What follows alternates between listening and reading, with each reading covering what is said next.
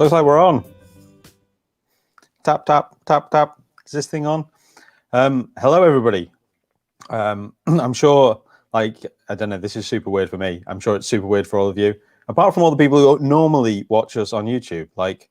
We've been streaming stuff online for a decade now. But this is the first time that I haven't had an audience full of people. I couldn't fit you all in my flat. I'm sorry about that. But yeah, hey, welcome to Ignite Liverpool, our first ever. It's not virtual, is it? It's because everyone's real, but it's our first purely online Ignite Liverpool. So I hope you're all doing okay. Get yourself a drink from the bar and nip to the toilet because we'll be starting really soon now. I think, I'm not sure. This is the first time we've used this streaming platform before. It's quite possible, given our kind of long and varied history of technical things that we try and goes a bit weird. That's that's likely to could well happen again. Who knows? Your guess is as good as mine, or maybe you're just kind of going, yeah, we've been here before. We know that it's all maybe your guess is better than mine. Anyway. Hello, I'm Adrian McEwen. I'll be your compere for this evening. If you've never been to an Ignite Liverpool before, normally they're not just in your computer. Normally they're in Leaf on Bold Street here in Liverpool. And we have a load of people and it's all a great fun night. And yeah, we haven't done one since just before all this weird stuff happened, if you can remember that far back, which was only a year ago. But anyway, we figured it was about time we tried a purely online one. So here we are. We Ignite, if you haven't been before, what's the format for this evening? Well, we've got 10 talks for you. And the way that the Ignite talks work is that there are 20 slides for each talk. And each of those slides is shown for 15 seconds, which means that the talk's going to last 5 minutes. Whether the speaker wants it to or not, because they don't have any say in how the slides advance. That's all sorted out by Neil. So yeah, the talk's going to take 5 minutes, and then there'll be something completely different. And as Ignite always is, we've got a super eclectic mix of speakers for you tonight. So there's all sorts of stuff. So we're going to have 5 talks in the first half. Then we'll have a bit of an intermission where you can go to the bar again. I assume you've all got your own bars. Did Neil sort out sending them around? We'll have a break for sort of 20 minutes or so. And then we'll come back with the second half and there'll be another 5 talks. So that's the general format. We normally do 1-minute pitches at the start of the second half. And that's going to be trickier when you can't come up to me in the interval and tell me what your talk is. And you can't come on and do the 1 minute. That's going to be a bit tricky. But if there is something you want me to pimp at the start of the second half, send a message to the Ignite Liverpool socials, and I'll collate them together as best I can. And at the start of the second half, we'll do a quick round of pimping what things. I mean, usually it's what events people are doing and stuff, which I guess maybe not so many of those happening at the moment, but maybe they're online. Or maybe there's a project you've been doing whilst everyone's been trapped at home and you want to talk about it. So yeah. Final bit of housekeeping, I suppose, is just we do these every kind of normally we do them every 3 months. I know we haven't done one for a year, but before then I could say we do them about every 3 months, and that was right, and it had been for the previous decade. But yeah, we tend to do them every 3 months. I don't know if this means that we're going to be in that kind of every 3 monthly thing. Who knows when we're going to be back in Leaf doing them in person. Sooner rather than later, I hope. But yeah, we're always on the lookout for speakers. So if you like what you're seeing and you want to do a talk about what you're passionate about, because that's one thing I've not told you. See, just this whole not being in Leaf just completely thrown me off my game. People talking about what they're passionate about. So it's all sorts of different things. But if it's something that you're passionate about and you think that you could kind of put 20 slides together and then kind of talk about it for 5 minutes, then you should definitely get in touch with us and let us know when that you want to talk, and we'll schedule you for as a speaker at one of the future events, which will be awesome. Now, the one thing we haven't quite worked out, or I haven't quite worked out, is how I'm going to hand over to our first speaker. Because, yeah, well, I mean, Dan is behind the scenes sorting all this stuff out, and it's going to look seamless, and it's all going to be me who isn't giving him any cues as to when we're going to do stuff. But basically, we've now got Dave Armstrong on the stage with me. Hello, Dave. How are you going? How are you doing? You're very quiet, Dave.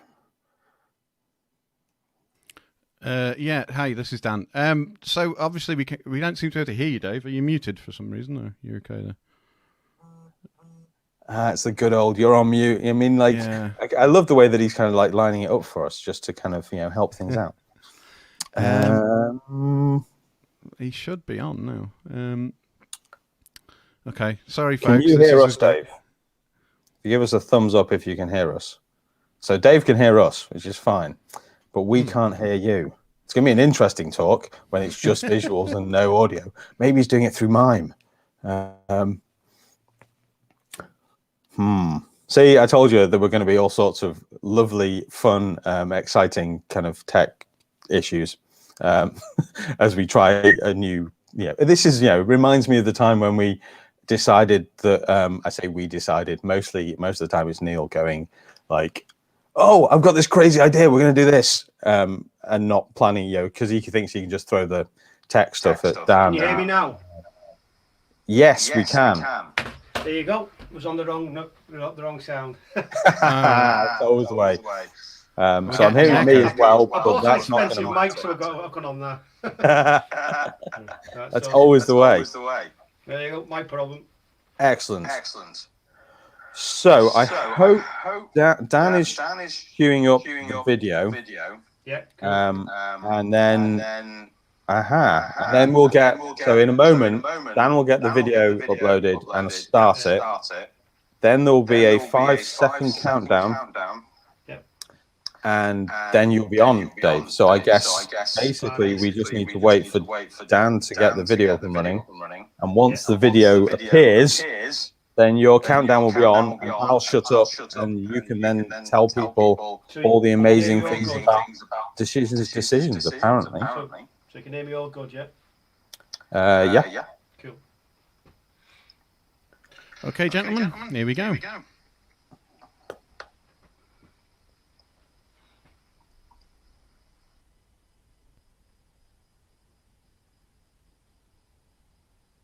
May I introduce you to NASA engineers Bob Eblin and Robert Buzz-Jolly.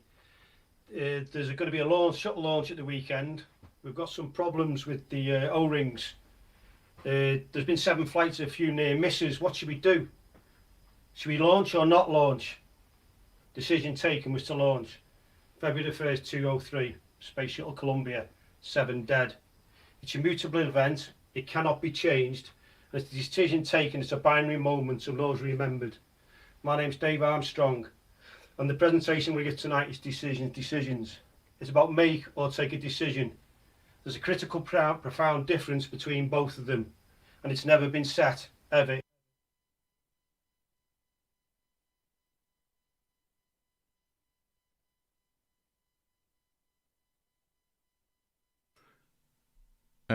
It sounds like we may have lost Dave's audio again. Apologies for that. Okay. I'm going to add Adrian. Oh, hang on, we're back. Sorry, I tell you what, Dave, just because it's going to be really difficult for you, let's go back and start that again a bit. Okay. How's that? If I start from there. I am the guinea pig. You are unfortunately the guinea pig, Dave. I'm sorry about that, but here we go. All right. So I'll start you from here, and I'll mute myself, and then we'll crack on again. So the presentation is a critical, profound difference. So this is the manager and the steward at Bradford City. There's a game on Saturday. Should we play it or not play it? There's a bit of rubbish building up underneath the stands. I believe it's a bit of a fire hazard. So should we play the game? It's quite dangerous. Decision taken was to play the game. Bradford City Football Club, Saturday 11th of May 1985, 56 people died. Sorry, that's going to confuse me. So 38 Tottenham supporters and Leeds supporters in 87. There's a game on Saturday involving Liverpool supporters. We know there's crowd risks. We know there's safety issues. Should we play the game? Decision taken was to play the game. And sadly, 96 Liverpool supporters died on 15th of April 1989. It's a mutable event. It cannot be changed. And the decision taken is a binary moment in time and always be remembered. However, we have a massive opportunity after this pandemic. If we all work together and remember the decisions taken, we can actually be better prepared for the virus. Remember, decisions taken is a counterpoint for learning in the future. Not remembering a decision taken will lead to blame, doubt, and repeating mistakes in the future. Every decision is a binary moment in time and must be remembered for optimum learning. I took the wrong decision in 1979. I did nothing about a Harrier intake blank cap with a pole sticking out. It was stored along the wall on a pole, and all of us caught it at some time. We joked about someone would die. Sadly, my best friend, Woody Marsden, died the day after the Falklands finished, when he was impaled by a pole when a tractor crushed against him. But I've always learned from that moment and still do, and the experience I'll never forget. But that was a decision. Taking you action is the same as a decision you take with no action. So decision making can happen anywhere at any time for any reason. Carpet on top of the stairs, you have a thought in your head. Spillage of water on the floor, you have a thought in your head. Should I have that other porn star martini? It's a thought in your head. So decision making is just as research and feelings, elements of the decision process. Not dealing with the spillage, someone gets injured. Not dealing with the carpet at the top of the stairs, someone gets injured. And I have that porn star martini, I'm a drunk. You can never fully remove accidents. They are normal, as Charles Perrow suggested. The more complicated the situation, the more likely or hard to reduce the accidents. Remembering all decisions taken will drastically reduce that. That's part of Six Sigma and ISO 9000s.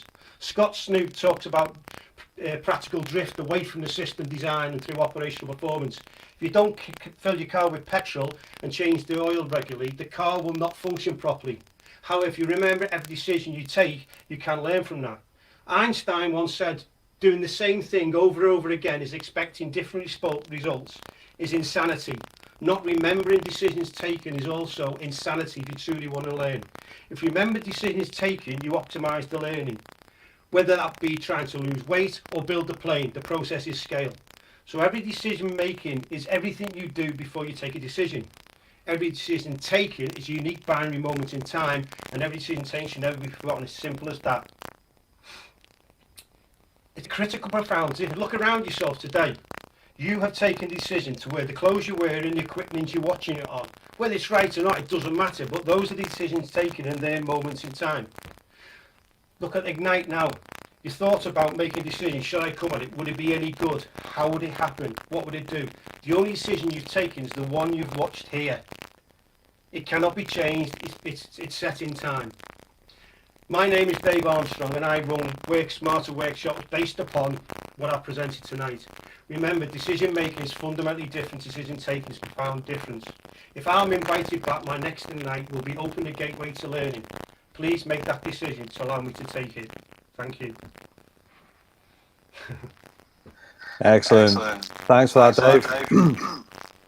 I'm glad you decided to persevere despite our technical issues. No problem. Cool. And now we get to experience what it's like for how we swap speakers. And so, yeah, we have, I think, I'm hoping, Patrick Hurley will be next in the in backstage. And let me see if there's we have Patrick. Excellent. Are you here, Patrick? Can we hear you, Patrick? Again, you're very does this automatically mute people when it drops them into the room or something? No, it doesn't. Because Patrick's very quiet as well. Yeah. Okay. I think what might be happening is the Zoom thing might be grabbing the audio or something, if that's still open. Yeah. See, so everybody at home won't know. Everybody at home. Everybody is at home, aren't they? Everybody not speaking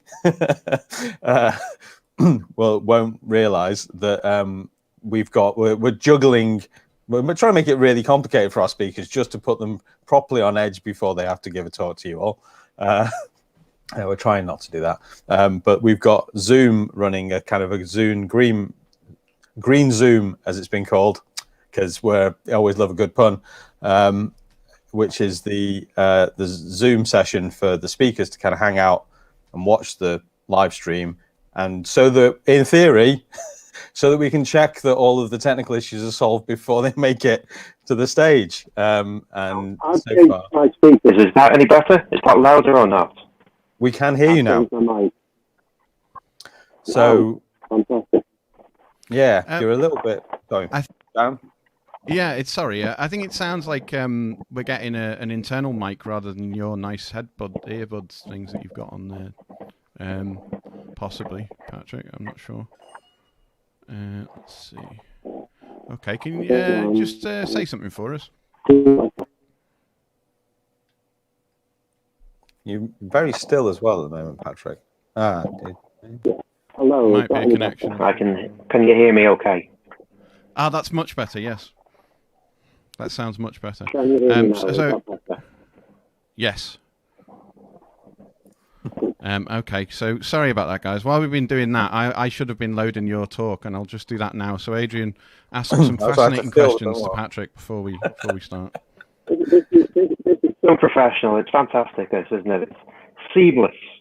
This is the Ignite Liverpool that you know and love. You know, I mean, if it was all too slick, you'd be kind of going, who's killed all of the, it would be another big kind of conspiracy theory that the Ignite Liverpool team had been kind of replaced by some sort of robots being controlled by Bill Gates or something, probably, like during the pandemic. And we're proving that isn't the case. We're just as inept as we always were, even if I can't be inept in person. So given the fact that Dan's swapping scenes, I suspect that means he's getting the video kind of up and running, which means that we should be good to hand over to Patrick, who can tell us why every city needs a Michael Young.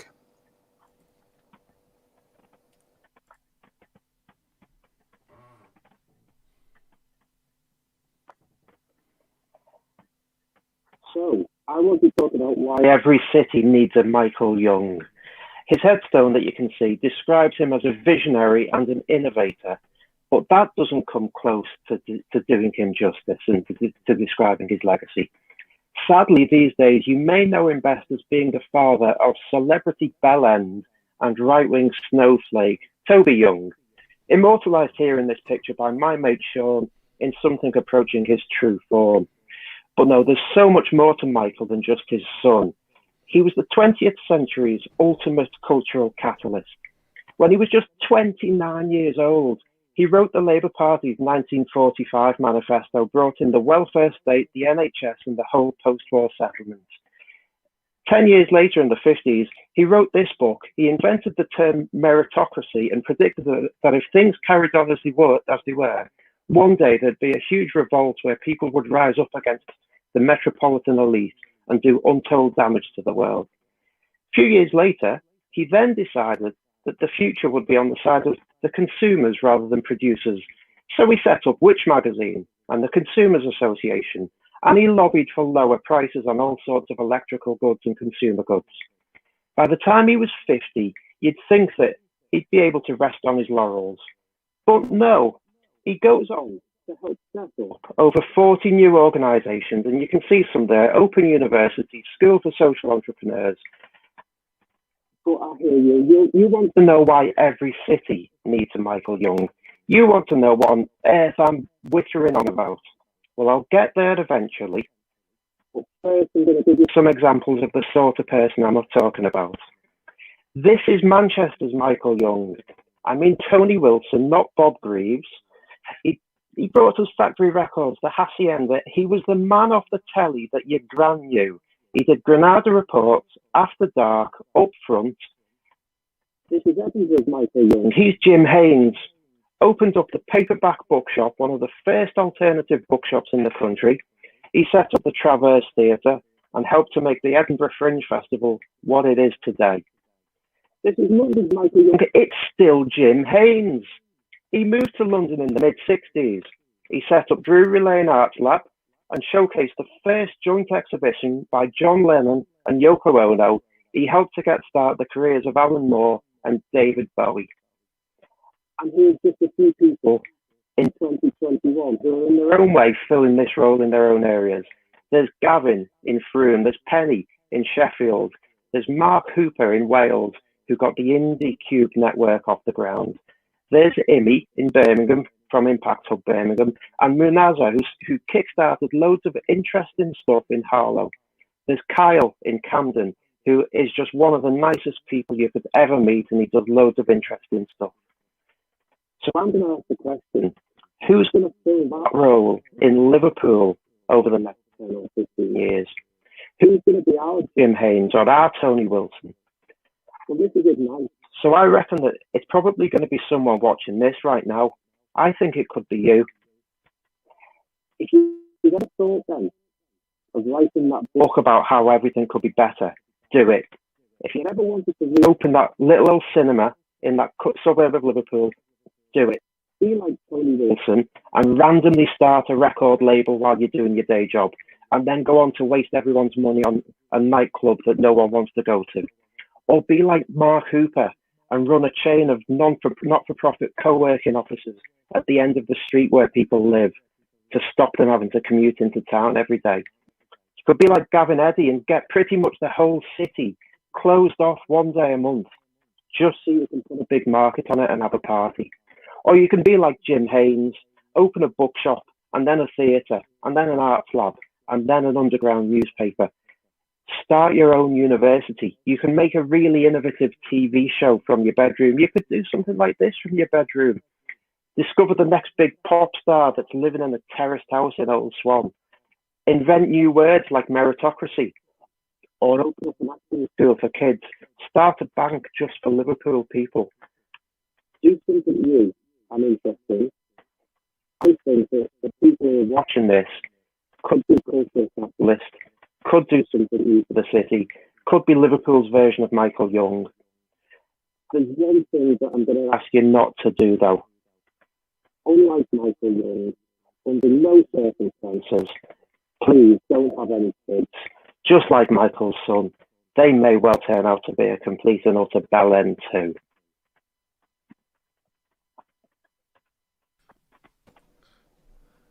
Oh, thanks for that, Patrick. And you finished like just before time as well. I mean, like, excellent. Are we getting? Is this another talk that's starting, or is Dan just? There we go. Dan's got it all sorted. Excellent idea. I'm looking forward. Maybe we'll do like the special Michael Young Ignite in a year or so. You know, give everybody a bit of time to get the stuff up and running. So you know, probably at least 6 months, should we say? And then we can just do an entire Ignite packed full of all of the Michael Youngs. And then you know, we can just be like, actually, we didn't just have one. We decided to have 10 or 12 or 50. That would be cool. So thank you very much for that, Patrick. And next up, I'm hoping backstage is Paul Marrow. And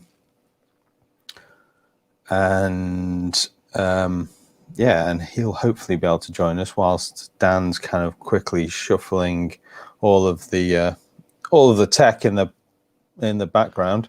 I am shuffling there. My camera's not on, which is good because you can't see me frantically shuffling how fast I'm shuffling here. Paul hasn't shown up yet, apparently, in the background thing here. So that would explain why he's not joining me on the stage. He hasn't joined, you know. I would have added him in, but he hasn't. He doesn't appear to have made it onto the stream. Let me see. Okay, so so are we shuffling the schedule and making a decision? Yeah, that is good. Paul's just connecting now, so let's keep talking, keep making jokes, so Adrian, while he connects. Oh, I've got to make jokes as well now. Damn, like, you know, you ask all the difficult questions. See, I can't do jokes when forced. I can't do jokes normally, is what everyone else is saying, isn't it? But yeah, I'm not used to such long links between things. It's usually like person gets up, I can just go, yeah, you were great. make some terrible pun, and then get off stage. But now you're forced to listen. I suppose it was my own fault for picking as my description on the little kind of where it asks you what to type in for your name to appear on this StreamYard thing, and I said I was the person who waffles between the talks, and now I'm having to waffle, which is just not good. I can play a bit of music if you like while we're waiting. Paul did connect, and then he's disconnected again. He's just reconnecting, I think. Okay. So what I can do is play you a little bit of music while we're waiting, if that would be better. If you, I mean, yeah, or we can, yeah, we should just do some little double act. I don't know. Really? Okay. I quite enjoy being the disembodied voice in the background. We were joking earlier, actually, that if this would be, we had a bit of a blind date kind of vibe going, didn't we? Well, that's it, because we should. So this makes me like R. Graham in the background, and Adrian is. Hello, Paul. What's your name? Where do you come from? Yes, Paul. I haven't got a hat. I need to get a hat. Or is that only if somebody's getting married or something? It's too long since I last watched Blind Date. Yep. Sorry, folks. It's still frantically kind of disconnecting and reconnecting. It's best laid plans, isn't it, I suppose? Because we did do tests with the speakers and made sure all this worked. And today it's just not working. It worked yesterday, and today it's not working. So apologies for that. He keeps joining, but his camera's not on, or he's not showing. I see you knocking, but you can't come in. Yeah, I'm definitely not going to do singing, as you can all tell. Yeah, so in the meantime, folks, do continue to tweet with #IgniteLiverpool. I'll put the little banner back up again. With the #IgniteLiverpool hashtag, if I can say that right. And they'll pop up here on the live stream. There you go. On the live stream. Okay, so I'm just going to go and sort Paul out now. So you have to fill in for a bit, Adrian, and read the tweets, maybe. I don't know. Read the tweets, yeah. Here are some tweets that we received earlier. Disgruntled from Abingdon wants us to know why we haven't got more people in. I did spot in the comments earlier, actually, that we've got somebody watching, Amanda who spoke at a previous one, and she was a remote speaker who spoke live from Portugal, and obviously that worked well, as well as we're managing tonight, probably better than we're managing tonight. And we managed to insert, stream that in amongst all of the in-person speakers. The one that I remember that was the most ridiculous of the attempts to do crazy tech stuff was when we had an Ignite that was the talk was being given from Minecraft, and we were streaming it in Leaf, and there were some kind of, the talk was being presented in Minecraft, and we were then watching that, and we didn't quite manage to pull that all off in the end, but the talk still went ahead in Minecraft, and so there were a whole bunch of people having a kind of simultaneously but different Ignite Liverpool on a Minecraft server somewhere, where they were, they could all watch the talk, and I think we had some technical issues in getting getting into Minecraft. We've got a Paul. I think we've got Paul. Hello. Oh, and he's got audio from the start. What's that like? Yeah, there we go. Wow, that was difficult. Thanks very much for that, Paul. Welcome to the stream. It's nice to be here. Good to see you. And I don't know if this means that Dan has got the video all up and running just yet. The video is ready to go in a second. As soon as whenever you feel that you're happy, I will be able to start it. Well, I mean, if I guess that's down to Paul as to whether he's given it was so hard to get into it, I'll go when I can see the countdown. Excellent. So Paul is now going to be telling us about 2021 Not a Space Odyssey. Maybe that's the problem. Maybe he's connecting from space. Maybe that's why it's been just as you can see, I've got lots of space. Excellent. So over to you, Paul, and thanks for joining us.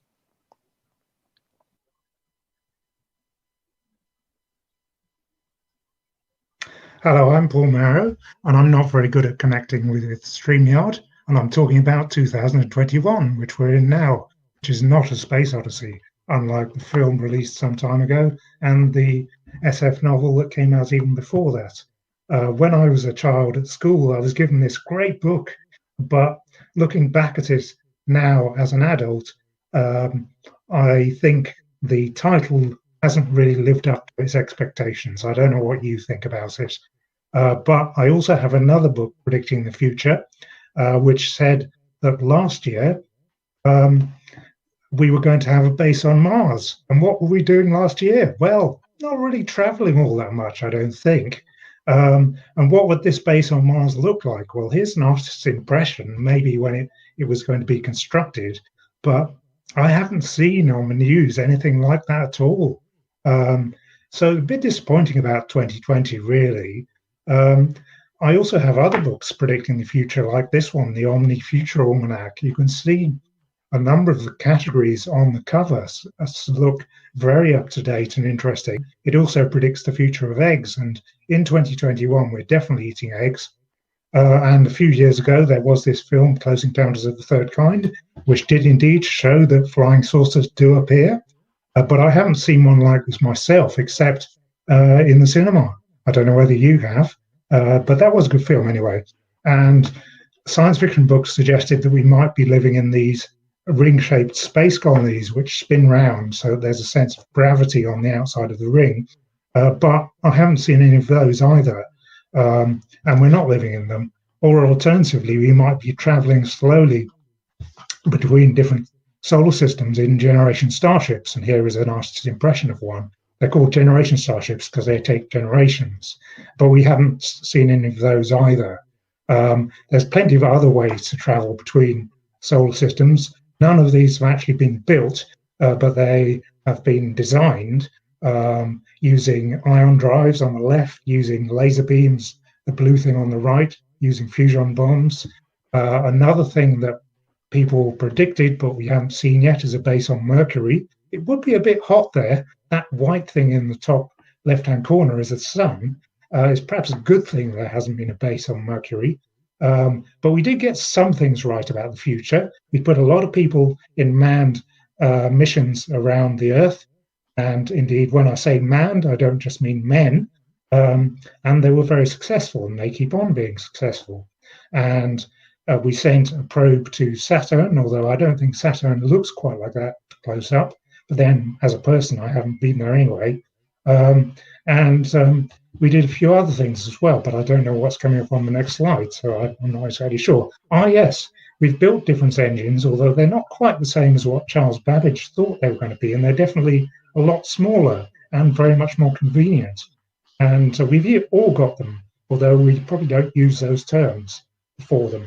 In fact, you may recognize this. It's got a difference engine inside it, and it does all sorts of useful things. It's not just a phone or a camera, and that's because it's got a computer inside. That's what we call it now.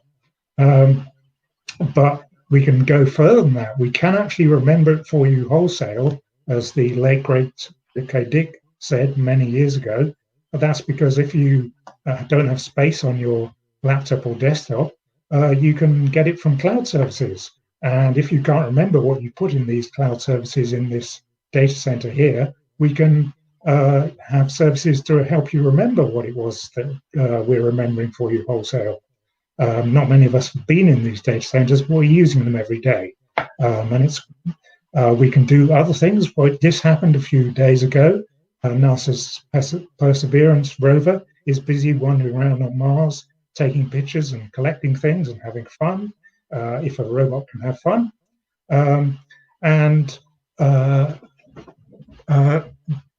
One thing that was predicted by science fiction writers, and it is busy going on, are wars and other fighting using weapons. Unfortunately, even though we might have wanted this to go away, what we are all waiting for now, apart from me finishing, is all tomorrow's parties, when we'll be allowed to go to parties without worrying about how many people are there and whether we're indoors or outdoors, whether we're going to be prosecuted for doing it. So in a sense, 2021 is a space odyssey because we're being restricted in how we can get close to other people. And this is to reduce the pressure on the NHS, for which we have to thank a lot.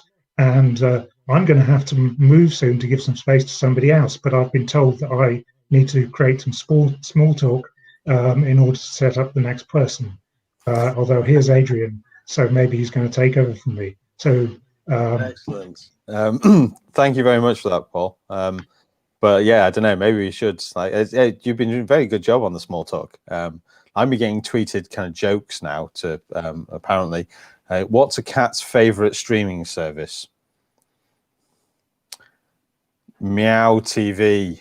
There's a fantastic joke being submitted via Twitter to me from Caroline. So, do you want me to answer?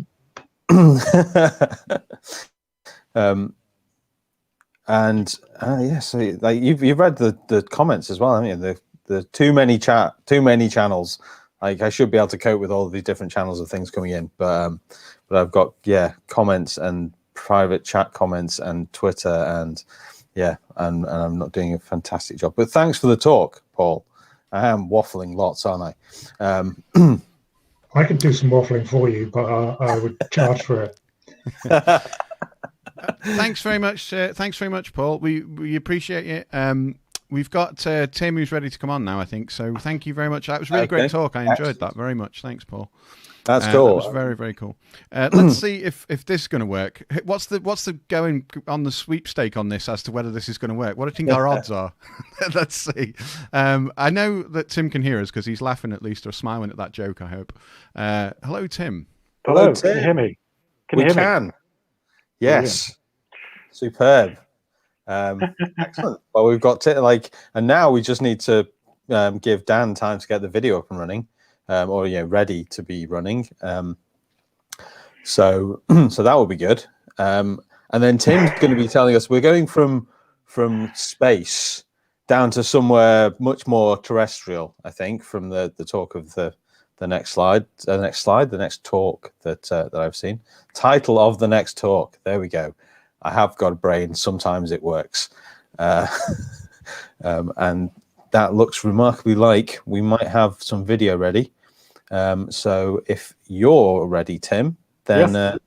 Then we can hand over to you, and I shall give you Mr. Tim Brunston telling us about the fight for Rimrose Valley. Take it away, Tim. Thanks very much. Go. Well, one of the things I've been doing over lockdown is helping to make a podcast with the Friends of Rimrose Valley, and one of the things that you learn when you're making things like this is all sorts of different things that I didn't know before, and I thought it would be a good opportunity to share them. So Rimrose Valley, if you don't know, it's a 2.2 mile country park in the borough of Sefton, Merseyside, a beautiful green space in the heart of an otherwise densely populated and industrialised area. And in 2017, the Friends of the Park found themselves having to fight for Rimrose Valley's future because Highways England wanted to build a road right the way through it, cutting it in two, so really bulldozing the park there. Of course, it's the only green space really in the area. 90,000 people live around the park, 6 schools. The health figures for the area are pretty appalling. 6 of the 7 wards surrounding the valley have a life expectancy significantly lower than the national average. The purpose of the road, well, Highways England say that it's not about the port, but it was called the Port of Liverpool Access Scheme originally. So the main purpose is to supply the port, which is owned by a private company. Nitrogen dioxide, of course, is one of the main pollutants from cars and HGVs in particular. It causes all sorts of problems, asthma attacks, greater likelihood of emergency to hospital admissions. And you might say that in the future there might be electrical cars, but they also produce it's kind of a more dangerous PM 2.5, which is smaller particles. They can be absorbed into your skin and to your eyeballs and cause all sorts of different health problems. Now, I attended a Highways England consultation a while ago, and they told me it was nothing to do with the port, that it was due to relieve congestion in the area. And some people are really suffering with road problems already in the area, but of course, is building another road the solution? Highways England and Peel Ports say they're not working together, but we recently discovered freedom of information requests that prove that these two organisations are liaising with each other, almost like a client relationship. The road comes out, if it goes ahead, into Seaforth, which is the Hamburger roundabout in Seaforth, which is already pretty heavily congested with roads, so it's going to feed into another road system. And it's you can see here that's where this was built by Highways England in the 60s. It's not particularly managed very well. It completely split the community in half. It's very hard to get across. Imagine trying to go to school if you've got kids trying to get across that walkway. In 2015, Peel Ports received £37 million of public money to improve the local economy. It doesn't look like much of that has gone into Seaforth by the look of it. In 2017, the Port of Liverpool 2 was given the go-ahead, but again, there's no plan of how to get all this increased freight in and out of the port, other than it seems to be that this road. So why was the plans going ahead without having an infrastructure in place to safely get it out? And also on the port, we learned that they don't really provide any facilities for the drivers. So there's always HGVs going into the port, but there's plenty of land there, but there's no facilities for the drivers. So once they've delivered their load or whatever, they're told to get off, and they often have to park in the local area.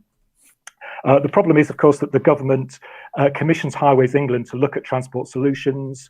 So the clue's in the name, it's Highways England. The solution they're going to come up with is a road. And of course, there are many other options that would be much better. In fact, Sefton Council in this case worked with Arup to look at 3 alternatives to the road, which would work. So that, we want the port's a great thing, but does it have to be supplied by a road? There are other options, but of course they'll cost more money. The road they're investing in is £250 million. Sounds like a lot, but in the scheme of things, how much is that? And just the health implications of this will value much more than that in itself. Just the figures for Liverpool City regions at the moment, air pollution is linked to 1,040 deaths per year. And if you think about the other health implications as well, the government itself is waking up to how valuable green space can be, investing £4.2 million in social prescribing. And how this all fits into the government's plan for climate emergency with reducing greenhouse gases by the end of the decade. How's that going to happen? So it's all tied together. Basically, listen to the podcast, have a look at the website. We said no. You'll find it on however you listen to your podcasts. There's more information. There you go. Superb, perfect timing there. Excellent. Thank you very much for that. Tim. It's Ignite. It's supposed to be. That's the whole idea. It's 15 seconds, just keep going. Cram all the stuff into the 5 minutes. Yeah. So yeah, that all seemed great. It didn't sound rushed from where I was sitting. See, at least you managed just to use actual words. Unlike inventing new words. Although admittedly Patrick was asking us to invent new words earlier, but I'm not sure satting is a useful one to throw into the mix. But maybe the Liverpool's Michael Young can get us all onto using bikes and more sustainable transport options. Another option, yeah. There we go. Yeah. Make all of these things great. Maybe we need to work out how we can get cargo bikes that can take a container, like massive hardcore, people with kind of thighs of steel to pedal kind of 40-foot containers on an electric cargo bike. That would be awesome. Yeah, thanks. That was good. Thank you. Thanks for the opportunity. That's all right. Thanks very much, Tim. That was really, really enjoyable. I enjoyed that a lot. We've got Martin is ready to join, so we're going to say goodbye to Tim. Thank you, Tim. Bye. Thanks, everyone. Bye. And I am going to try and add Martin. Well, hey. We have Martin. How are you doing? Excellent. And we can hear you. Everyone's getting the audio all sorted. That's great. That's okay. And so thank you for joining us, Martin. And Martin's going to be the last speaker for the first half. And I assume at the moment Dan is quickly getting the slides all set and kind of, cranking some handles or something. That's definitely how computers work, isn't it? I'm computer pedaling scientist. faster. I have to pedal fast enough for the slides.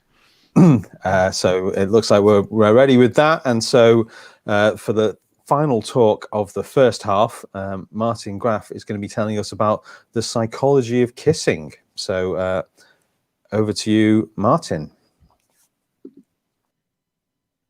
Okay, thank you. Okay, here we go. So we all probably remember our first kiss. We probably thought about it afterwards. We've kind of dwelled in it. For a lot of people, the first kiss is more memorable than their first sexual experience. Average age of a first kiss is 15, and romantically, you're going to kiss about 18.9 people in your life. At the moment, you might think, well, can we kiss? Can we kiss in the pandemic? At least sort of people we don't know, people want to meet. What will it be like after the pandemic? Have you forgotten how to kiss? Well, hopefully what I might say in the next couple of slides might remind you. In language, we say we're going to kiss somebody goodbye. We kiss and make up, we kiss and tell. In the Frog Prince, for example, kisses have magical powers that the frog turns into a prince. In Sleeping Beauty and Snow White as well, the prince wakes up the princess by kissing them. There are various different types of kiss. There's the kiss to the forehead, the Eskimo kiss, the rub nose, the kiss to the cheek, the kiss to the hand, and the lip-to-lip kiss, which is what we're going to be concentrating on tonight. The lip-to-lip kiss actually is not universal. There are cultural differences. In some cultures, for example, lip-to-lip kissing is a little bit like kind of reminding somebody of what you've just had to eat. So it's not acceptable in all cultures. It even differs as well between the UK and the US in terms of the UK people kiss more. The function of kissing in the short term is to taste and smell a prospective partner, to assess compatibility. In the long term, it's there to indicate sort of affection and affiliation and commitment in a relationship. There are gender differences in kissing in as much as men are more likely to go in for the kiss than women. In Bangladesh, for example, men are 15 times more likely to kiss than women. But for women, kissing bears more importance in a particular romantic relationship. The mechanics of kissing involve sort of eye contact, close your eyes when you go in, you lean in, tilting your head, making sure you tilt opposite ways, obviously. Then there's lip-to-lip contact, which mustn't be too light and mustn't be too heavy.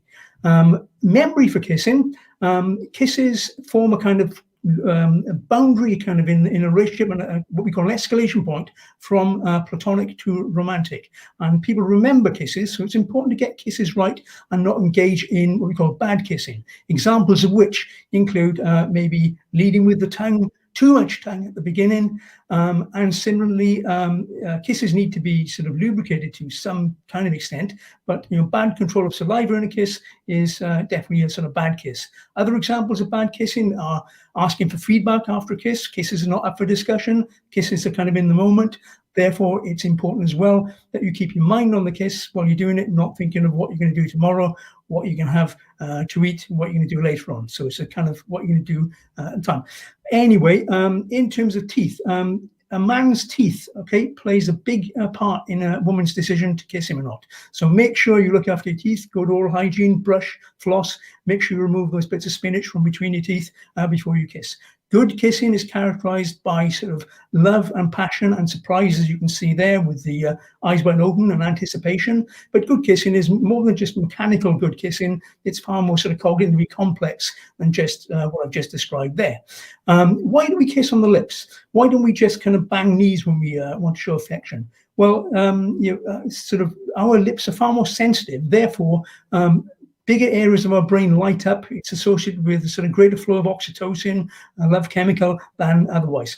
Motivations to kiss are to do with love and affection, such as showing your affection for somebody, and also what we call goal motivation, maybe asking for a favor, making somebody feel jealous, want to look good, for example. Kissing at New Year, and under the mistletoe of Christmas, the kind of information I've read on this is to decide who you want to kiss, obviously. Don't drink too much and stand pretty close to them at the time when you're wanting to kiss them. 15% of people have engaged in regretted kisses, which is sort of, kissing a colleague, kissing an ex, kissing a policeman, kissing a doctor, the 2 a.m. kiss. There's no psychology about this. That just makes you a bad person. Kissing advice. How many dates do you need before you kiss somebody? How do you know when somebody wants to be kissed? How do you know when to kiss somebody else? All these are questions which I can't answer on the slide in the 15 seconds. If you want to know that, you might have to ask me a little bit later. So in conclusion then, kisses are rather like holidays, if you like. We get good holidays, we get mediocre holidays, but we always want to book another holiday, and it's the same with kissing. Don't forget, you can't get pregnant from kissing, so enjoy your kisses going forward. And thank you for listening. If you were listening, I've been Martin Graff. Thank you very much, and good night. Excellent. Thank you very much for that, Martin. Okay, lots and lots of top advice there. That's good. Hopefully, maybe at some point when we can meet people properly again, I'll get to practice, take some of your advice on board. Excellent. Yeah, me too.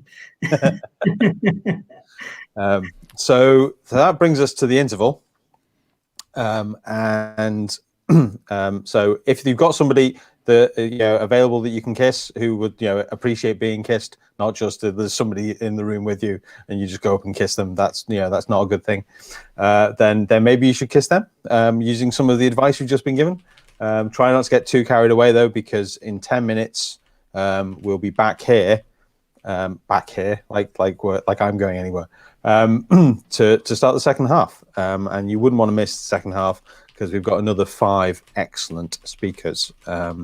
So grab yourself a drink, have a toilet break, whatever. I mean, you can mostly be doing all these things anyway, can't you? But in 10 minutes time, although there is some rumors about the fact that we're not very good at I say, oh yeah, it'll be 10 minutes, and then half an hour later we're like, oh yeah, we should get started with it. But this time we're going to be a bit more organized about things. We actually started pretty much on time for once. So we'll be aiming to do that again. 10 minutes time, we'll get back here to kick off the second half. I guess if you've got any 1-minute pictures, then throw them my way, and we shall see you in 10 minutes. Take care. When long rain fills your mind with dread, will time may crawl, but you'll stand tall.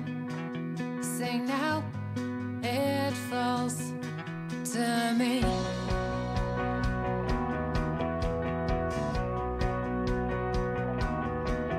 On days your eyes can't look around,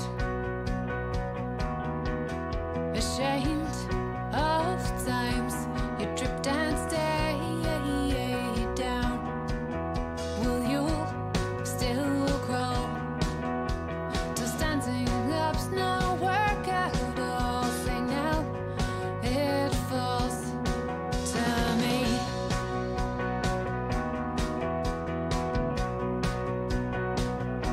Cause it's your day, and it's your day, and it's your day,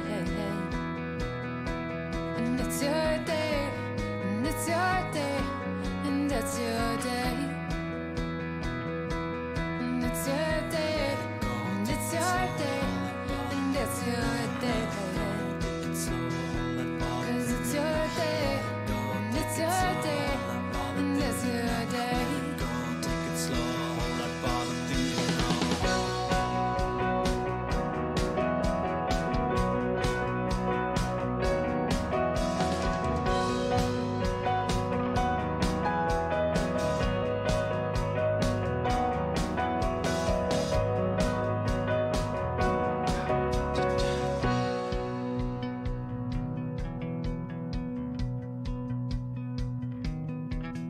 And if I fade to brick or stone,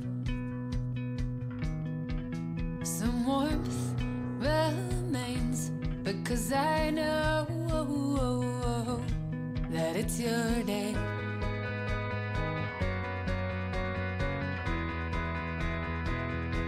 That it's your day, that it's your day, and it's your day. That it's your day, and it's your day, and it's your day.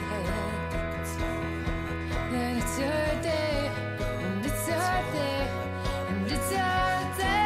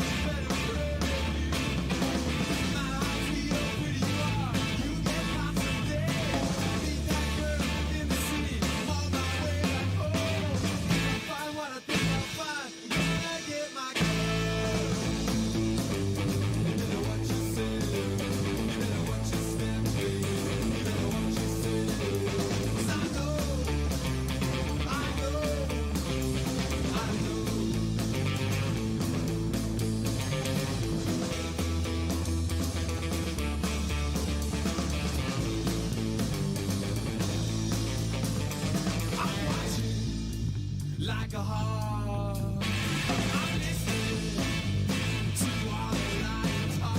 I'm reading all the signs. I'm speaking to your defense of life. You very, very good, but I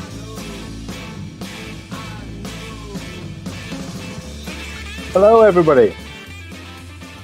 See, it seems strange just coming straight back in. I'm used to being like, this is your 2-minute warning.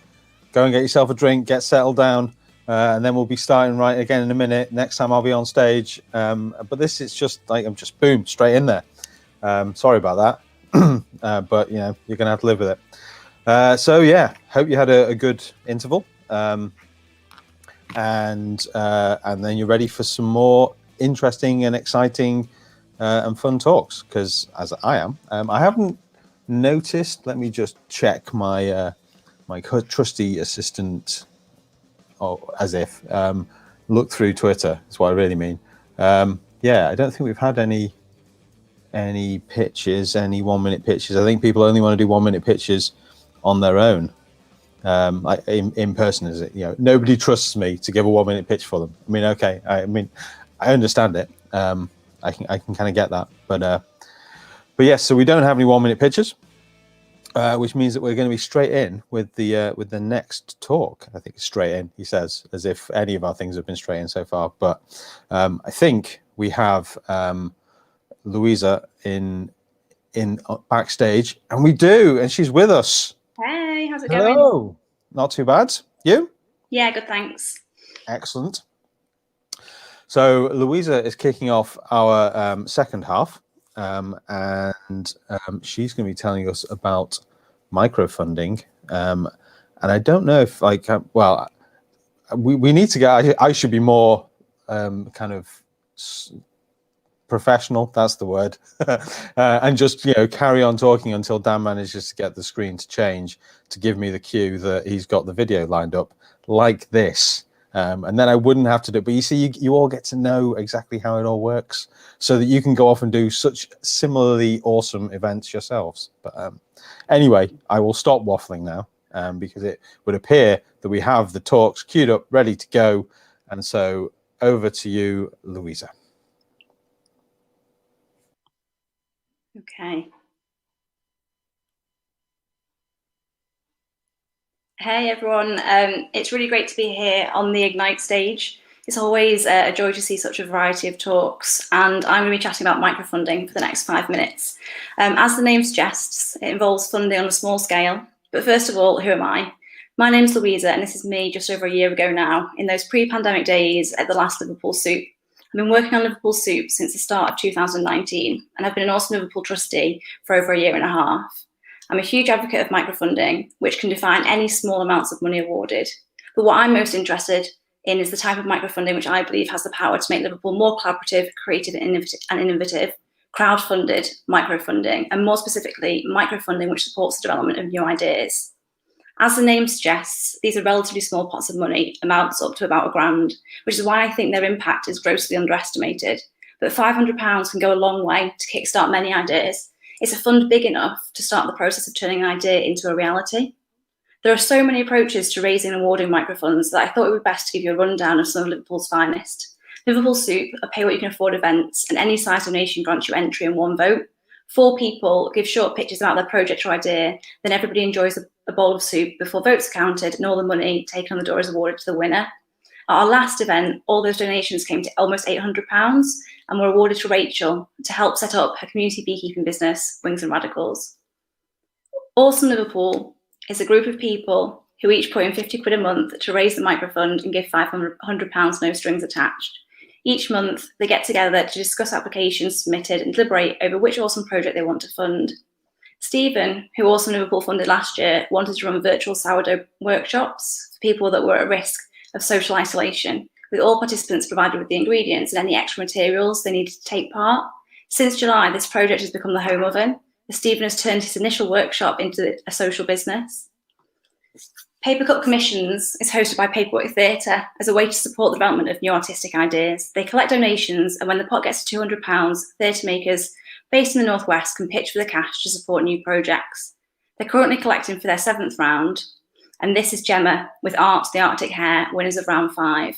With the Paper Cup Commission, they plan to put on a puppet show for the community from their front window while also streaming it online.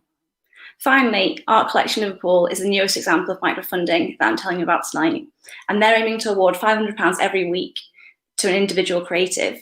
At the moment, as they're accruing members, they're awarding £500 every time they raise the funds. There is power in numbers, and each member of the art collection gives just £1 a week. All nominations for this microfund come from members, and the very first £500 is currently up for the vote. But regardless of the approach, there are 2 main reasons why I love microfunding. The first is that it encourages and supports new ideas, because in essence, you're underwriting the initial risk. Being given some cash helps people focus on the problem they're wanting to fix, or the art they want to share, rather than how to source the initial materials. The second is that microfunds are crowdfunded, it brings people together. It's a really great way to meet like-minded people and start some interesting conversations. Often the connections made are more valuable than cash, as advice and people sharing the projects amongst their own networks can go a long way to supporting the growth in early days. To boil it down, I want to live in a city that encourages people to take risks on promising new ideas, a city that values collaboration and understands the benefit of collective problem solving, a city that champions doers and walks with them from the very start of their journey. And I believe that microfunding cultivates these qualities. We know that Liverpool has a population of about 500,000. We also know the Liverpool City region is home to some of the most deprived areas in the UK, with the most recent IMD data ranking the city region as the most deprived of England's 38 LEP areas. So we can infer that there's a significant number of people across our region that don't have much, if any, disposable income. But IMD is deprivation in respect of income, employment, education and health, not a deprivation of ideas or creativity. If only about a quarter of Liverpool's population paid £1 a month, that would be 250 £500 funds each month, or 3,000 a year. That's a lot of potential to realise brilliant ideas whose only barrier to existence is a lack of disposable income. So what do you want to see more of across the Liverpool City region? More tech ideas and prototypes being built? More ideas coming alive for the LGBTQ+ community? More sustainable ideas coming to life? And what are you willing to give up to help make that happen? A coffee a month? If you want to fund ideas, let me know and I'll do what I can to help make it happen. Talk to me. Let's encourage people to give it a go and, as a community, support them to reach success. Thank you. Oh, fantastic. Thank you for that. That was all good. It's great. And, you know, normally one of the 1-minute pitches would be Awesome Liverpool. And we didn't need to do it as a 1-minute pitch because you did it as part of a whole cornucopia. I gave it a whole 30 seconds. Well, but and then you crammed in a load of other interesting kind of, you know, different funds and stuff. Yeah, some of which I'd not heard of at all. So that's really cool. Thank you very much for that. And yeah, looking forward to maybe we'll do another Ignite, you know, as well as our Michael Young Ignite, we'll have a like microfunding Ignite where people talk about their microfunded projects. Yeah, we'll just get loads of, you know, so it's going to be all themes from now on. Future Ignites, because that's definitely going to work. There's plenty of them. I'm sure we could find 20 microfunded projects, no problem. Well, that's what I'm sort of thinking. Like, Awesome's been going for years. Liverpool Suit's been going for quite a while now, hasn't it? So yeah, like there's probably we could definitely do a load of those. In fact, I think one of the previous Awesome Liverpool kind of what's the name for the people who get the money? Winners? Projects? Yeah. Applicants? Applicant, yeah. I think there's one of the successful applicants speaking later on, which is all good. About kind of related. So anyway, I should probably stop waffling. Thank you for attending and giving your talk. And hopefully we will have a Karen Lyon in. Hello, Karen. Hi, Adrian. Good to see. Good you can join us like virtually. You've spoken at Ignite before, haven't you? Yeah, I think it's 2015 or something like that. Yeah, I can't remember when it was exactly, but I remember there being some time when you were in Liverpool and could make it along for the stuff, and then and now it's one where it doesn't matter where you are, which is superb. And so now we can See, like Dan's got the slide, the video and stuff must all be sorted and ready and good to go. So if you're good to go, Karen, Yeah, let's do this. then I shall hand over to Karen Lyon, who's going to be telling us about Virtually Digital.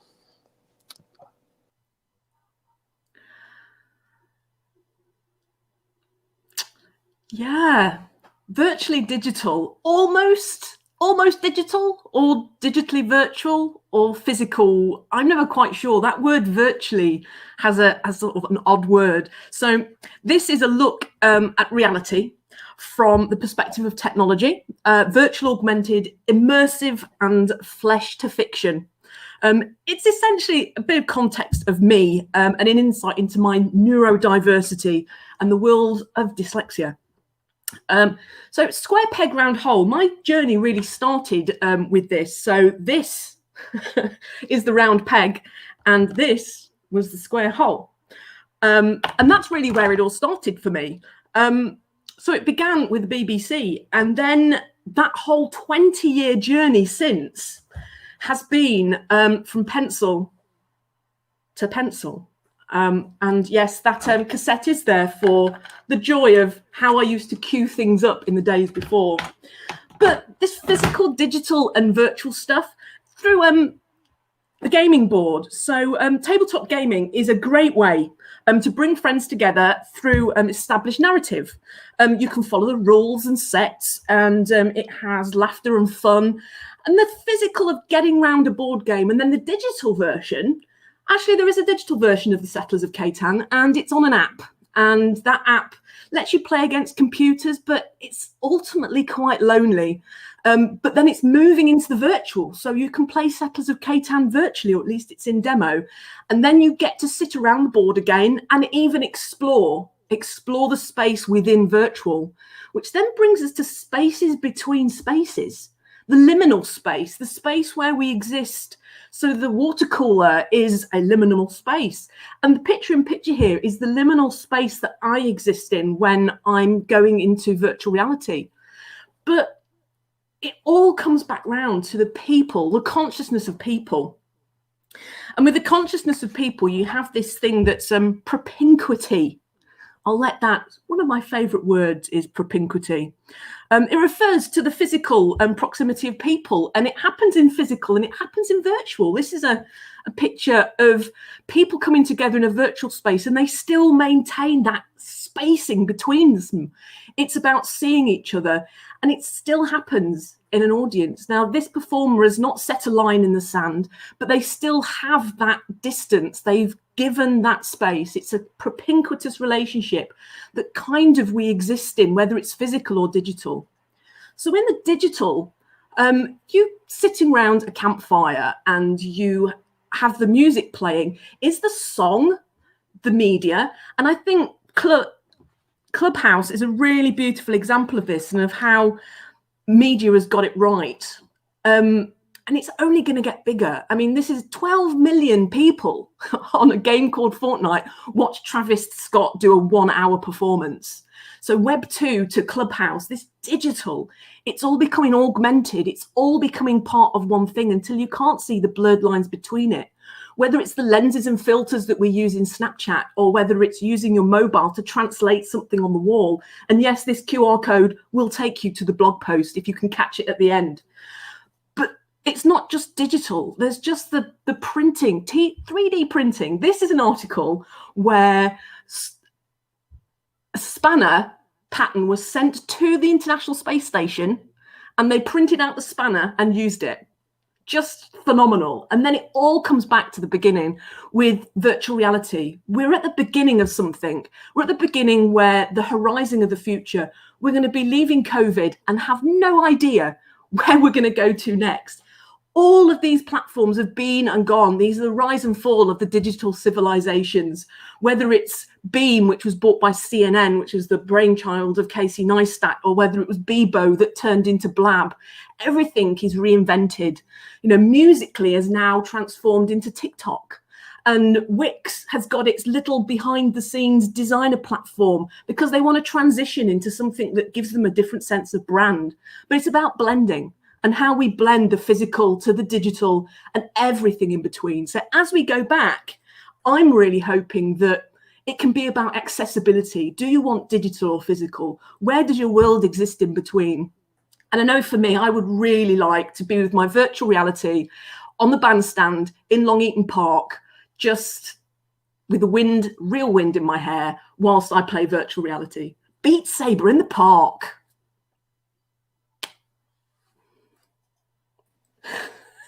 Excellent. Thank you very much for that, Karen. I don't know what happened to the fancy, the Ignite whoosh finished slide there, but that's great. Yeah, bandstands. That's a top idea. Bandstands as like VR. Oh arenas. yeah. Like there's a VR kit at Does Liverpool, and it's like where it ends up being positioned is kind of in a corridor, and so sometimes there's a kind of walking round the person who's in this, got a headset on, and you're like, can I run the gauntlet of getting past the person without them punching me or something because they haven't realized that I'm going to walk past them? VR in liminal spaces. But no, bandstands are just perfect for it, aren't they? You'd have the whole mapped out space if you were there on your own, but also being able to stand around the side and still have that sense of social distancing. And then you've got the audience outside the bandstand watching in, that whole layering effect. I would like to do an event in Long Eaton Bandstand. It's a fantastic event. That's cool. I did a project a little while back when we were thinking about having a PA set up that you could kind of connect to with Bluetooth. So like you'd have your Bluetooth speakers or something, but you could just use the bandstand as a kind of Bluetooth venue and you could book it and things. We did do that in Barrow in Furness there's bandstand in the park up there. And which was just all a bit random. There were a bunch of teenagers who played kind of weird music once they'd gotten over the kind of going and chatting to these strange people who were stood with a PA in the bandstand but not playing any music. Silent discos. Yeah, it is. That is one thing we've kind of, with the pandemic, there's a whole load of new and interesting kind of online things just kind of being explored and played around with. Things that were around before as well. COVID didn't produce anything new. I think it just distilled those things that a lot of those people were kind of shouting about, but they became adopted. No one wanted to download another app before COVID. No. Now, if you can get your case right, you can probably get something in there. There's some really interesting opportunities coming, I think, in the next year, especially in arts and culture, when we can all go back to being audience again, but there'll still be that need for audience, for accessibility. Some people don't do well in the outside world, and I'm hoping that a lot of that digital stuff that has been established for them doesn't disperse. They continue to maintain those experiences. For those who will benefit from it, who would were excluded in the past. Interesting. Yeah. Lovely. Thank you very much for that. And I can see that we now have Jackie can join us, hopefully. And here we go. Hiya. On stage, and we can hear her, which is good. We're going from kind of virtual worlds and all quite digital to something else that's also quite digital, but I think not very virtual. So Jackie's going to be bringing us into bringing the digital into the real world, I think, probably. And I think we've got the video up, slides, video ready to go. And so without further ado, I shall hand over to you, Jackie, who's going to tell us about pen plotters and creative code.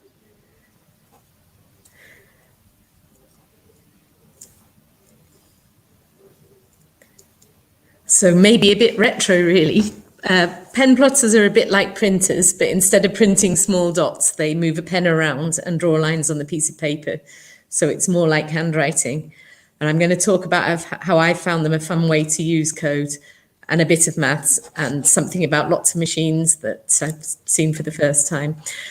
Here's some previous pen plotting devices we've had at Does Liverpool. The one on the left is a polograph, which draws on a wall, which And here we have some examples of some early pen plotters that were used for architectural drawings. The one on the right was used for business presentations in the late 80s and a little bit later than that. And they use a little carousel of lights. This is Vera Molnar, who's a early algorithmic artist, and she used pen plotters generally in the early days in black and white, but here you can see she's used algorithms to affect the view of a lot of different squares. Last year, we were doing some dyeing in the natural dyes in the Liverpool Wearable Tech Group, and I was interested in using batik, so I bought this pen plotter here. It seemed very easy, but it wasn't as easy with Linux. Alex took this picture of me and I'm looking relatively happy, so things must have been going better than with the other things. And we did eventually get it working. Here's some G code that is the actual code that's used to run the plotters. I had to look at this and change it to work with the different plotters that I was using, and produced stuff that would actually run them. Here's an example that I produced using Inkscape, using some masking fluid pens to produce these simple designs. This one seems to be going on for longer than the others. And here's an example I downloaded from the P5JS site and ran. And so there's lots of examples there. P5JS is a library for JavaScript, which allows you to develop different things. Anyway, I got bored with that Alex draw because it is A4 sized, and started again with A3 with a laser engraver that belonged to Russ, who's one of the other people at Does Liverpool, and adapted that so that it would produce drawings as well. Here I created some designs with P5JS, and these were simple spirals.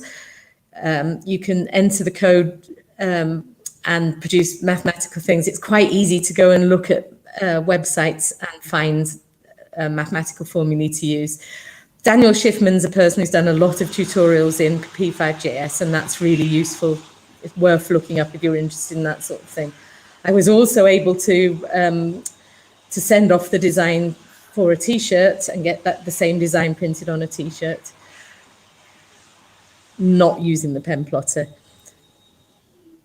But you can draw on T-shirts with pen plotters, and they come out really well. So I think that's something I'll be looking into more in future. These are very smooth, even on quite a rough fabric here. I then looked into this design with hearts, also based on the spiral design that's earlier on. I changed from degrees to radians, and it went from the picture on the left to the one on the right, which I really like. So I carried on looking at that. I actually got some prints produced by Poto Studios, and in a way I quite like those better than the pen plotted ones, because in this particular design there's areas where there's a lot of ink and it looks better. If you haven't got a pen plotter but you have got a craft cutter, they can do this too, so that might be an option for people who've got one of those at home. They take pens of various different sizes. I got Karen Scott, who's working on a different project, to do this. Then basically a lot of other machines work in a very similar way. So laser cutters, 3D printers, embroidery machines, vinyl cutters, and CNC routers, which we've got a lot of here at Does Liverpool. I'm going back to my original idea of using wax to do batik for natural dyes, and I'm going to build something to go with the existing pen plotter that we've made. So more to come. I think there's lots of opportunity for other people to come into Does Liverpool and work with these, with maybe more freehand sketching, that sort of thing. I've mainly looked at sort of more geometric things, so hopefully some other people will come and use it. Excellent. Thank you very much for that, Jackie.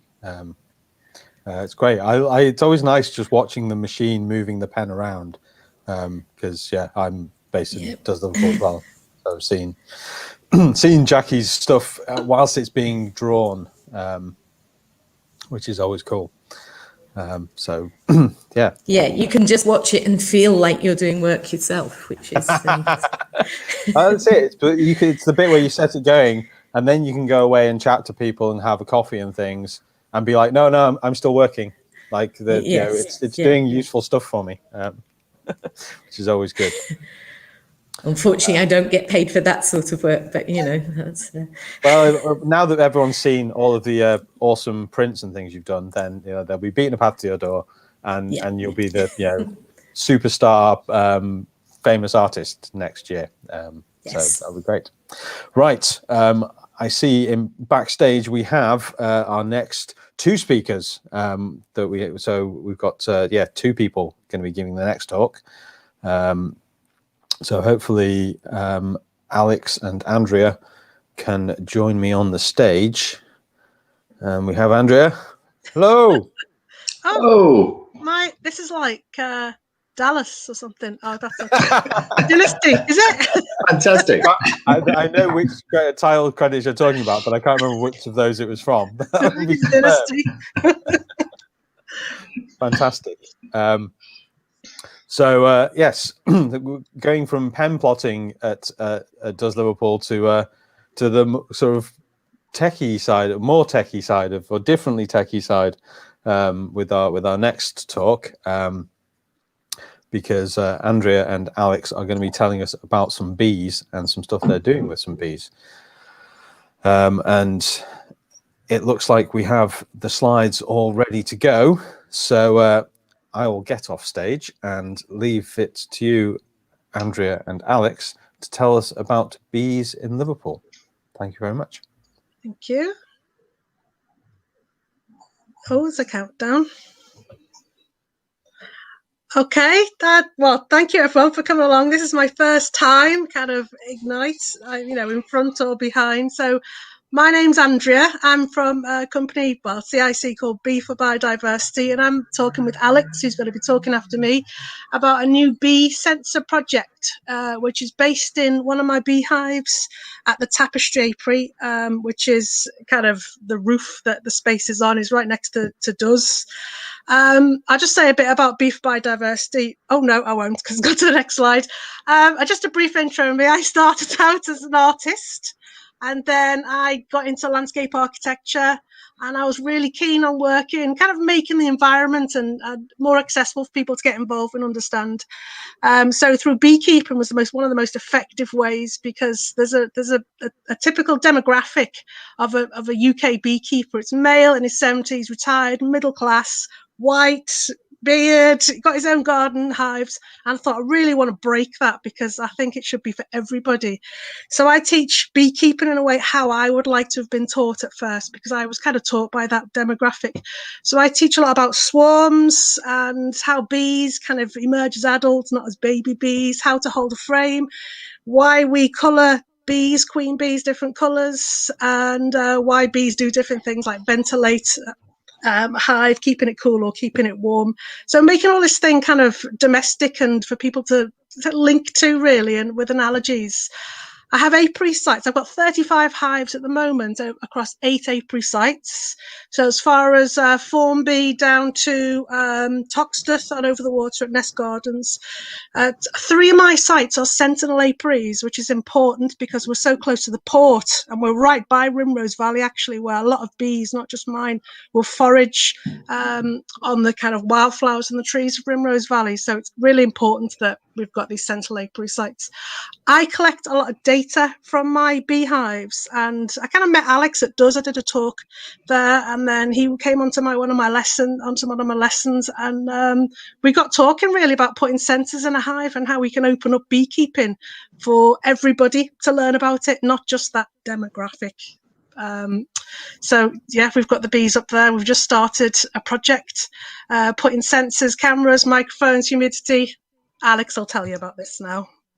Fantastic. Thanks, Andrea. So yeah, I'm Alex Lennon, Embedded IoT on Twitter, and that's me back in better days in the past.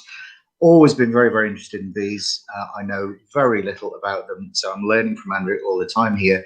We put this project together. We met at Does. I took one of her courses, as she said, and we thought we'd put some tech in some of her hives and we'd see how that worked out. You can see here I cobbled together some bits and pieces from Raspberry Pis. There's an environmental sensor there. That's monitoring nitrogen gases, particulates, all sorts of things. We've got some video, some infrared cameras, and we've got a small little camera in the top left here that we can watch the bees sort of going in and out of their hive environment. So that's coming together really nicely. Big shout out to Mike from Doers, who made all this possible. He did all the hard work of wiring everything up and drilling through bits of holes. And we've got an RJ45 cable doing sort of Ethernet, internet cloud stuff. Here, we took our data that we're pulling out of the hive and we put on a MyBees website, mybees.co.uk. You can go on there now and you can watch and listen to the bees doing their thing in the privacy of their own homes, which is really rather fantastic. Now, I don't know if we've managed to get we've got the live video here. Well, it's not live, but it's live recorded. This is what you can see, the bees doing their thing in the hive. You can log on, you can listen to them. It's a really meditative experience. It's quite strange. The other aspect of what we're doing is we're looking at sensor telemetry as to what's going on in the environment around these bees. So we've got all sorts of sensors in there. You can see live data online. We've got temperature, pressure, humidity, and we're doing some analysis of that data. So here you can see we're listening to the bee audio and we're trying to determine how the bees are doing, whether they're happy. One of the things Andrea's taught me is that queen bees make a very particular piping noise. So we're looking at detecting that, and moving forward, we're now looking at what can we do next. So firstly, as with this conversation, we're looking for people to come and join us with their ideas, and it's all open source. It's all out there. You can replicate this, you can do it yourselves, and we're looking at how we can get into more remote hives. Andrea's got lots of hives. Can we put this technology into wireless sensors nationally, internationally, and crowdsource information on pollution and the environment? So get involved. Lovely. Thank you very much for that, Andrea and Alex. That's cool. So you've got kind of cameras to stream stuff to YouTube out from the hive. Like, have you been? Are you streaming this into the bees? Like, surely this was an opportunity for them to watch the live stream of Ignite. Yeah. They were sort of on the fence, but I told them you were comparing, and immediately they said, Adrian, does Liverpool have been so supportive of what's going on here that we really want to listen to this guy. Admittedly, once you started with the jokes, the sentiment meter really dropped off the cliff. I mean, you went serious. I'm just saying. That's all. Right. I mean, yeah. The next queen bee will call Adrian just for Adriana. Adrian. Excellent. Yeah. So well, thank you for that. That was great. And everyone can tune in. And so, wait till the stream finishes. We've only got one more talk, but after the next talk's finished, then you can all switch over to mybees.co.uk and go and hang out with the bees. Absolutely, yes. Or if you wish, you can connect with your Amazon Echo, not that I'm being funded by them, and you can ask it to play the live bee stream to gently lull you to sleep as you go to bed. What could be better? Yeah, fantastic. Well, thank you very much for that, both of you. And now I can welcome to the stage Andrew Bolster, I think. Hello. I can. Hello, sir. I just have to say, guys, I love the previous talk, but I mean, you really missed a trick by not calling that hive fidelity. But I was laughing in the background there. Sorry, I added the audio laughing there because I felt bad for you. That was really good. I enjoyed it. Is that a canned laugh track we've got? Excellent. It's just me going. It's a damned laugh track. Dan needs to practice his Muttley impression. But... That was Beavis and Butthead. Hey, I'm Cornholio, but yeah. Excellent. Right. So this brings us to our last speaker this evening, which is a shame, but it's been okay so far. So it can always go downhill. Well, I don't know. I mean, the first thing that happened was that I was on. So, like, we set the bar really low so that everybody else can just got something just to kind of trip over, I think, as they're walking in. Yeah, so hopefully Dan is kind of behind the scenes getting the slides up and ready. And Andrew is going to tell us. It seems strange calling you Andrew, not just Bolster. But anyway. It just goes straight for Bolster. Everyone else does. Bolster will be telling us about future careers, I think, like robo-psychologist and other careers that don't exist yet. So over to you, Andrew. Thank you. So it's been a while since I've done a timed one of these, so this is going to be hilarious. But hi, I'm Bolster. You may remember me from some such previous Ignite talks as getting the entire audience to say the F word while taking the piss out of the Scouse accent. And I'm back to talk about career security in the face of the robot uprising and the coming superintelligence. So a nice light topic.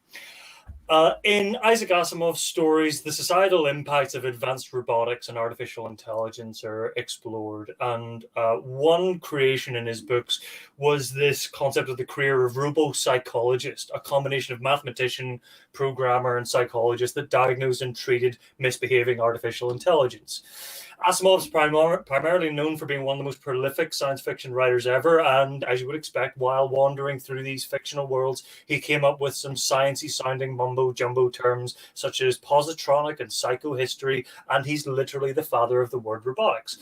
But in his 1941 story Liar, about a robot called Herbie that develops telepathic abilities and can read people's thoughts, dreams, and desires, Herbie decides, as part of the first law of robotics, that he's going to start lying to people to make them feel good. Herbie's introduced to a robo-psychologist, Susan Calvin, who's trying to understand him, but Herbie leads her to believe that her co-worker is in love with her, but Herbie just tells her this because Herbie knows that it's going to make her feel better. We all see these rules of robotics all over the place. They've been codified in pretty much every Robots Gone Crazy sci-fi movie ever. But one of the interesting angles is this imaginary field of robo-psychology. It doesn't exist, but when I first read about it in 2014, I was on a packed commuter train in California, just coming back from Mountain View Complex, where I'd met a university friend who was a programmer there. I wasn't a particularly stellar student. I asked loads of awkward questions, never did particularly well, and was kind of signed up to the pipeline of get degree, join big company, write banking software for 30 years, and retire. But the discovery of this hypothetical robo-psychology term kind of kicked me off the tracks. I gave up the prospective banking job, took up postgraduate research in teaching submarines how to trust each other, designed underwater GPS systems to hide not so tiny submarines, and eventually got to the point where my own work was classified out of my reach. I've always been interested in this interplay between how these fixed engineering rules-based program systems interact with human mush, and trying to find the overlap where I actually get paid for this has been most of my career path since then. In the intervening time, I spent 2 years developing smartwatch applications to tell you how stressed you are, inauspiciously culminating in lie detecting underwear, as well as a survey system for deodorant manufacturers that asked you questions about the product whenever it knew that you'd been sweating. After that, I leapt back into cybersecurity, developing smart algorithms that watch the world's internet traffic, sniffing out hackers, trying to predict their next moves and detect the faintest whiffs of exploitation, fully aware that the hackers were doing exactly the same thing. In my current role, I lead a team of data scientists, a term that didn't exist when I was on that train 6 years ago. We monitor intelligence systems and watch company websites for security vulnerabilities.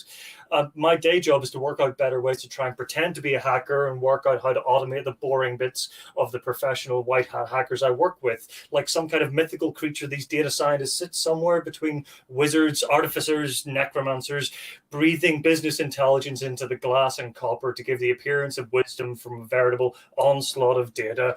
Like if Tony Stark and Stephen Strange fell into a blender and the Iron Mage appeared, extracting wisdom from the seen and unseen worlds around and projecting that wisdom into the future. And if you were to try and explain any of that to this prick 16 years ago, he'd have had as much idea about data science as he had about robo-psychiatry. And I didn't get here because it's what my careers teachers or my parents told me. It's not because it was on some skills and employability map or because the output of some assessment test. The job simply didn't exist. So when we're talking to the next generation of technologists, we're not talking to programmers or data scientists. We could be talking to, the next generation of Bitcoin miners, crypto influencers, or quantum annealers, and indeed robo-psychiatrists. And to any young people who fall across this feed, I'll say this, I hope I didn't swear too much. Your parents and your teachers and your friends genuinely want the best for you, so they will suggest and encourage you to follow certain paths, generally because it's advice they wish they could give themselves 20 years ago based on their own experience. But the thing is, the past 20 years was theirs, the next 20 years is yours. There aren't any robo-psychologist jobs out there yet, but we're going to get there. Thanks very much for your time. Superb. Thank you very much for that, Bolster. Woo! That was most of your time. That was great. Yeah, I mean, we got a whoosh times up slide and everything. No ceiling cat in your slides though. I'm disappointed. No, not this time. I mean, unfortunately, the same as everything else, the memes have moved on in the past 5 years. Yes, but I still have beer in the second half, which is always the important thing. Cheers. Cheers, indeed. Superb. And that brings us to the end of our first completely online, as opposed to just live in person, but streamed online, Ignite Liverpool. So thank you all for what I assume you're still there. You've all just logged off straight away, haven't you? It's like, it's back to that Adrian bloke. There are no more interesting people going to be talking. I'm very sorry about that, but that is true. Mostly this... normally I would lead a round of applause. Maybe if you all applaud hard enough, we'll be able to hear you from wherever you happen to be. I think traditionally we're supposed to go out on our front steps, aren't we? And like bang your pans and stuff like that. So if you can all go and do that now, to thank all of the speakers who have been excellent. It's great to have Ignite back, even if it's not quite the way that it should be. But hopefully that will happen again soon. Thanks to all our speakers. And then I need to thank the behind the scenes team. Although Dan's not been as behind the scenes as he normally is tonight, because he's gotten to kind of chip in here and there. But yes, so thanks to Dan and Lydia and Neil and Mandy and Laura. Oh, we even get to see Dan. Wow. Excellent. And thanks to all of you for tuning in. I mean, although it's felt a bit weird just kind of talking to my laptop screen, there have been some tweets that make it seem like there are some people out there in the world watching. So if you have been, then thank you very much. And we shall see you all soon. Hopefully, I mean, usually in about 3 months or so. I guess if you sign up on the Ignite Liverpool website, you'll get notified. Neil, I'm sure, will send you an email when the next Ignite gets scheduled, so you can come and join us again. And if there's something that you're passionate about, if you want to give a talk about it, you just need to put together 20 slides. And basically, that's just 20 pictures that are going to kind of play. I normally say behind you, but like it's kind of alongside you here, isn't it? But one of those things, whilst you then talk for 5 minutes about what it is you're passionate about, then get in touch. We're always looking for new people to come and give talks and old people to give more talks. Hopefully I shall see you all soon. Thank you very much.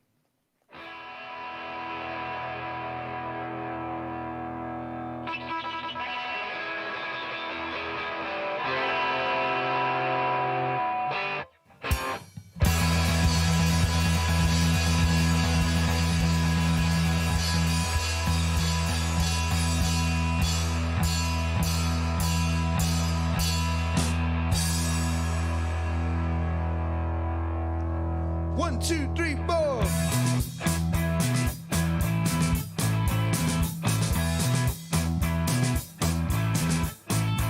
They call me El Babalino, you know that ain't no gringo.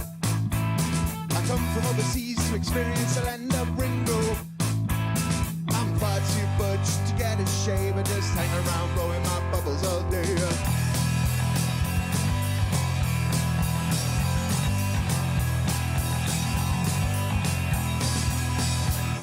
call me El Babalino, you know that ain't no gringo. I come from overseas to experience the land of Ringo. I'm far too important to carry a pen. That's why I've got Adrian. Yeah.